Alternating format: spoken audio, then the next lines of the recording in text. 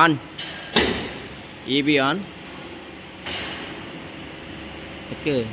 DJ on చేయి. ఇప్పుడు DJ on చేసినా ఆన్ కావద్దు. Okay, perfect interlocking. ఇప్పుడు అది ఈబీ ఆఫ్ చేయి. ఆఫ్ చేయి. ఇప్పుడు డీజే ఆన్ చేయి. DJ on. All breaker on. ఇప్పుడు ఈబీ ఆన్ చేయి.